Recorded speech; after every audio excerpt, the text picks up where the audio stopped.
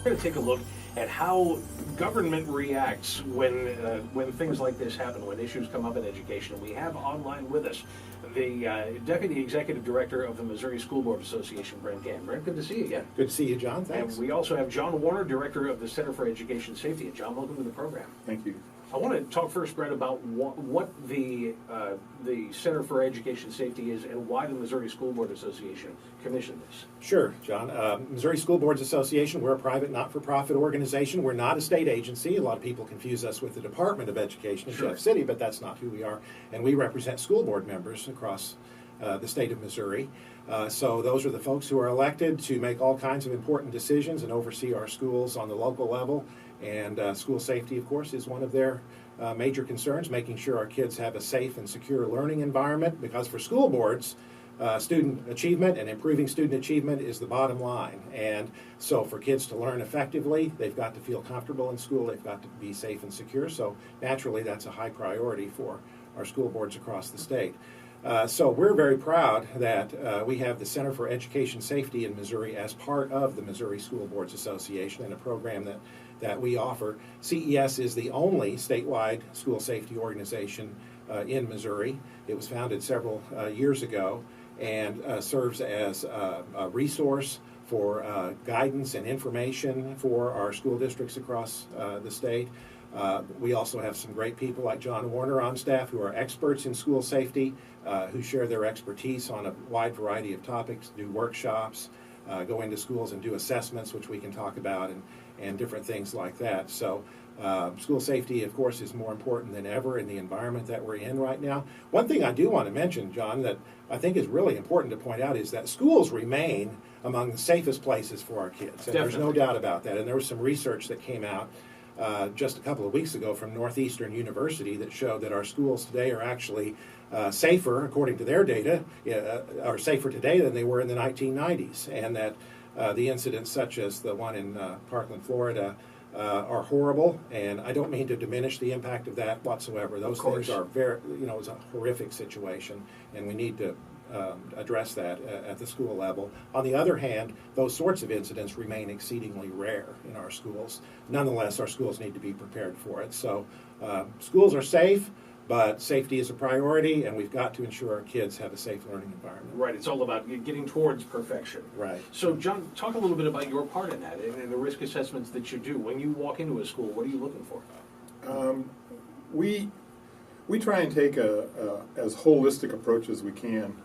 Obviously, we're looking at the what we call hard targeting process. Are there good locks on the doors, and is there good access control? Are the outer doors that aren't part of the main entrance, are they locked on a consistent basis throughout the day? We look at, are the hallways clear? Are the exit paths clear? Things like that. But we also look at what we call culture and climate. How do the kids and the staff and faculty feel about the safety of their building? Because it's not just about the hard processes, but it's also about how do they manage the policies that the districts have put in place. And that is the procedure part of it. You can have your policy in place, but it's when humans get involved in it, then things are going to change a little bit in how the procedures are done. And what we want to do is make sure that the procedures that the teachers and the students are doing is what was intended with the policy that has been passed. And we were just talking with Dennis just a couple of minutes ago about the fact that the safety issues that we see every day are not the ones that make the news. So when it comes to issues like incidents like we saw happen in Florida, because they are so rare, are there things that you can learn from them? Absolutely, absolutely. And one of the things that we have been focusing on, you can talk about the hardware and the good lock sets and access control and all that kind of stuff. But there is that human element of what's going on with the students. We talk a lot about see something, say something. Sure. But we want that say something to then go someplace that's actually doing some good. So who are you saying something to? We think that one of the keys in that is to have a good what we call a behavioral risk assessment team. Someone that can take the information given about a change in behavior on a kid's part, something going on with them that a teacher notices, and now what do we do with that information? Are we able to what I call wrap around that kid a little bit? Are there some resources that we can provide at the school level? And if we can't provide them, or if we don't have them at the school level, are there maybe some community resources that we can reach out to also? That's why it's important to have some sort of community members on that behavioral risk team, not just school personnel, but if you can pull someone from the outside. Sometimes that's a school resource officer. Sometimes it could be a mental health professional from outside of the school that can help you with walking through the minefield of what different things there are that are available. Because it may be something going on within the school, a bullying issue or something along those lines, but it may be something from the outside. Maybe there's maybe this kid is facing a homeless situation, or maybe there's some changes going on in their home that they're not able to handle very well, and they're bringing that behavior, that antisocial behavior sometimes, into the school building. And we'll be talking in just a little while with a member of the St. Louis County Police Tactical Ops Center. So we'll go into the law enforcement part of this, but in your experience so far, with some of the breakdowns that we saw happen in Florida, do you feel like in Missouri things are different? Do you get the response from law enforcement when it's time to bring them in on a situation? I do. Now, I'll say, just to be completely transparent, this is the world I came from.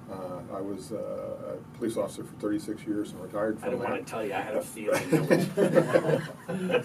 And I also spent 13 years as a school resource officer. I can tell you that a good school resource officer in that position is invaluable for schools. Those are really golden opportunities for schools to be involved with what's going on in their communities at the same time, and it is the SRO's job really to bridge that gap in between. Are we doing things better here than what we saw in Parkland? I don't know. All of the information's not in yet as to exactly what happened there and what went on. What I would hope is that the training that is being provided to school resource officers, and that's by state statute, they have to have a targeted training that specifically deals with being a school resource officer beyond being a police officer. That information is critical to making sure that those officers are doing what they need to do when they're in those schools. That is John Warner, Director of the Center for Education Safety. Brent Ghan is also with us, Deputy Executive Director of the Missouri School Board Association. And Brent, your background is in communications, and it seems like that's at the center of everything we're talking about here. Right. The word comes to you from the school board members. It comes from the parents initially. Tell me about the concerns and that flow of information from the parents all the way through to somebody like John. Right, that's an essential part of this whole situation that we're talking about with school safety, John, is communication.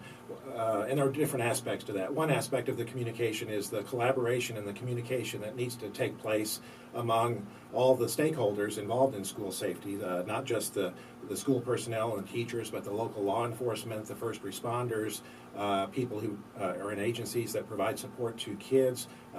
We stress so much it's a collaborative effort, and there has to be strong communication so that everyone understands what the emergency plan is for a school and how they're going to react in certain situations. Then, of course, there's the communication aspect when a crisis does arise and being prepared for that on the school level. What happens? Understandably, when a crisis arises in a school building, parents get very concerned. And so what are your procedures at the local level in a school building for notifying parents, for taking care of the kids in emergency situation, releasing the kids to the parents at the appropriate time? All those sorts of things need to be considered well in advance in a crisis plan, and that's one of the things that the Center for Education Safety can offer is guidance on developing that crisis communication plan so that we have a situation where it's handled correctly and accurate information is distributed. Another thing that the world we live in today of social media is another aspect of this. When a crisis arises, social media lights up, Facebook and Twitter and all the other vehicles that we have out there. A lot of misinformation can get disseminated very quickly.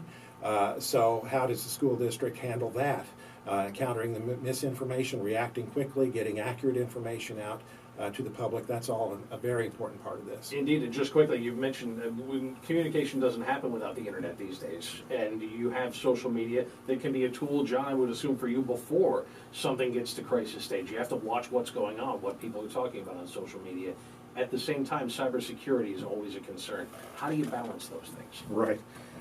Especially when you add teenagers into the mix, because this is their world. They're better at it than we much better yeah. at it.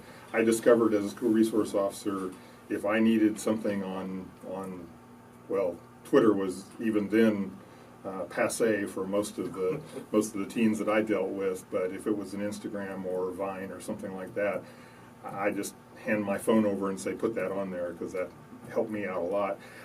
And I found that engaging with the kids in what they were using, they'll tell you, they'll talk to you.